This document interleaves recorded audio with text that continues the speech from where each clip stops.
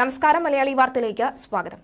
കർണാടകയിലെ ശിരൂരിൽ മണ്ണിടിച്ചിലിൽ കാണാതായ കോഴിക്കോടുകാരനായ ലോറി ഡ്രൈവർ അർജുനെ കാണാതായിട്ട് ഒരു മാസം തികയുമ്പോഴും യുവാവിനെ കണ്ടുകിട്ടിയിട്ടില്ല.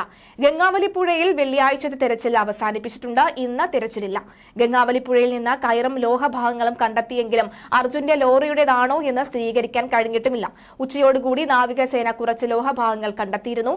വൈകുന്നേരം മുങ്ങൽ വിദഗ്ധൻ ഈശ്വർ മാൽപ്പയും ലോഹഭാഗങ്ങൾ കണ്ടെത്തി. എന്നാൽ ഇവയൊന്നും കാണാതായ ലോറിയുടേതല്ലെന്നാണ് ലോറി ഉടമ മനാഫ് പറയുന്നത്. ഇന്നലെ പുഴയിൽ അടിഞ്ഞുകൂടിയ മരത്തടികൾ ഈശ്വർ മാൽപ്പയും സംഘവും കരയ്ക്ക് കയറ്റിയിരുന്നു. അതിനോടൊപ്പം ഉണ്ടായിരുന്ന കയറ് തന്റെ ലോറിയിൽ മരം കെട്ടാൻ ഉപയോഗിച്ചതാണെന്നാണ് മനാഫ് സ്ഥിരീകരിക്കുന്നത്. കണ്ടെത്തിയ ലോഹഭാഗങ്ങൾ ടാങ്കർ ലോറിയുടേതാകാമെന്നാണ് നിഗമനം. കഴിഞ്ഞ ദിവസം പെയ്ത മഴയിൽ ഗംഗാവലി പുഴ കലങ്ങി ഒഴുകുന്നതിനാൽ വെള്ളിയാഴ്ചത്തെ ദൌത്യം ഏറെക്കുറെ ദുഷ്കരമായിരുന്നു. പുഴയിൽ അടിഞ്ഞുകൂടിയ മരത്തടികൾ പുറത്തെത്തിക്കുന്ന ജോലിയാണ് ഇന്ന് കാര്യമായി നടന്നത്. മുങ്ങൽ വിദഗ്ധരുടെ സഹായത്തോടെ വടം കെട്ടി ട്രെയിനുകൾ ഉപയോഗിച്ചാണ് ഇവ നീക്കം ചെയ്തത്.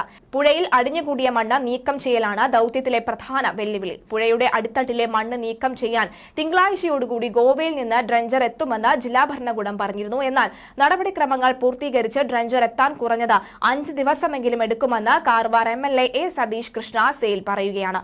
തിങ്കളാഴ്ച ഡ്രഞ്ചർ എത്തുന്നതുവരെ തെരച്ചിൽ നടത്തുന്ന മുങ്ങൽ വിദഗ്ധരായിരിക്കും. അനുമതി ലഭിച്ചാൽ നേവിയും എത്തും. അർജുൻ ഓടിച്ച ലോറിയുടെ കയർ കിട്ടിയ ഭാഗത്താണ് ഇന്നലെ പരിശോധന നടത്തിയത്. പ്രദേശത്ത് മുങ്ങൽ വിദഗ്ധർ ഈശ്വർ മാൽപ്പയുടെ സംഘങ്ങൾ NDRF, SDRF എന്നിവരാണ് ഇന്നലെ തെരച്ചിൽ നടത്തിയത്.